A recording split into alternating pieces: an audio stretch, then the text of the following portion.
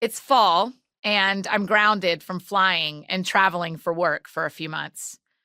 By choice, by invitation from God, though I'm not sure what I think about that. Over the last 7 years of this career, I have racked up miles in the air like a professional, which, according to my status with Delta, I pretty much am. I love to travel. I love seeing places and being places. I love flying. Travel has always been one of the best parts of my job. But about a year ago, I felt God whisper to me, "You're going to want to be home next fall." It felt like an invitation from Him. And with time in prayer for me and my team of employees and managers and agents, we decided that I would spend fall in Nashville. What? Fall is my busiest time of year.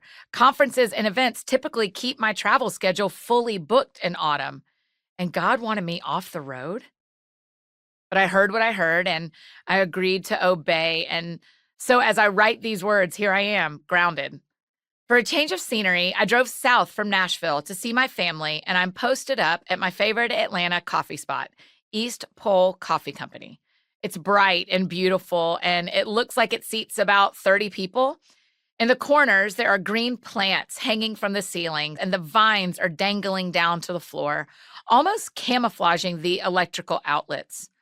The coffee bar is made of a long and dark maple, and there are these really lovely scalloped white tiles climbing from the white floors to the bar.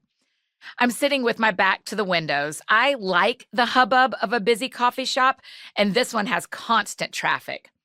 Also, across the room at a little table for two are my cousin and his wife, who are home from abroad for just a few weeks. I like being able to see them in the same space.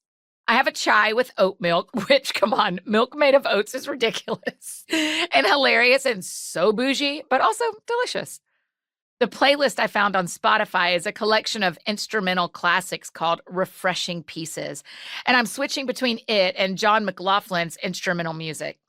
Still, all I want to do is slam my computer shut and escape.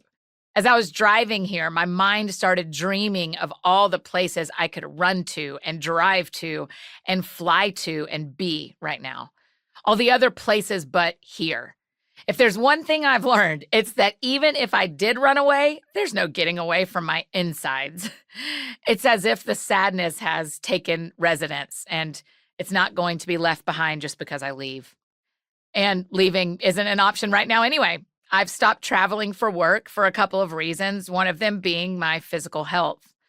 A few months ago, I started getting migraines on almost a daily basis, and I was almost guaranteed to get one every time I flew on a plane.